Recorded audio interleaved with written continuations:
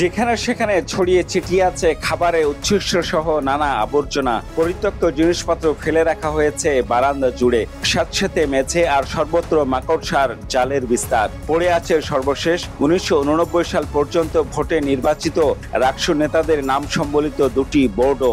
বছরের পর বছর ধরে অযত্ন আর অবহেলায় এভাবেই রয়েছে 2 তলার রাকসু ভবন।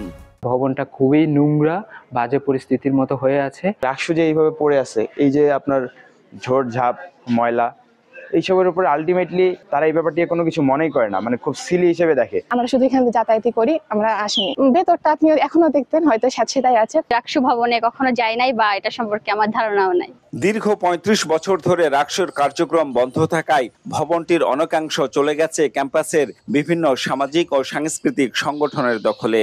এর আগেও দাবি জানিয়েছিলাম যে তাদেরকে একটা সাময়িকভাবে একটা জায়গায় স্থানান্তর করার জন্য। সবকিছু একদম প্রশাসনের উপর দিলেও হবে না, নিজ দায়িত্বে যতটুকু পরিষ্কার করা সম্ভব সেদিকেও লক্ষ্য রাখতে হবে।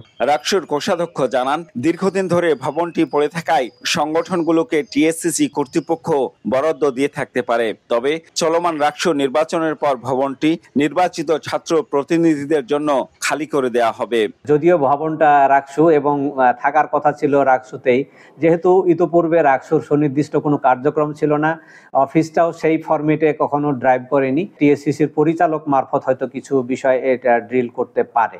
তবে রাকসু অফিসে এ সংক্রান্ত কোনো তথ্য নেই। যদিও টিএসসিসির পরিচালক বলছেন, সংগঠনগুলো কিভাবে রাকসু ভবনে আছে তা জানা নেই।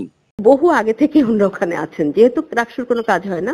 কার আমল থেকে আছে, কিভাবে আছে আমি কিছুই বলতে পারবো না, বাট আমি জানি যে কালচারাল কিছু সংগঠন ওখানটাতে প্র্যাকটিস করেন।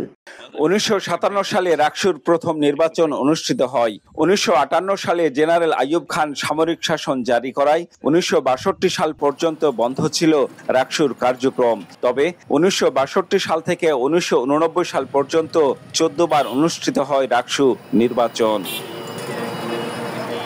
Ziaul Gani Selim, Star News, Rajshahi.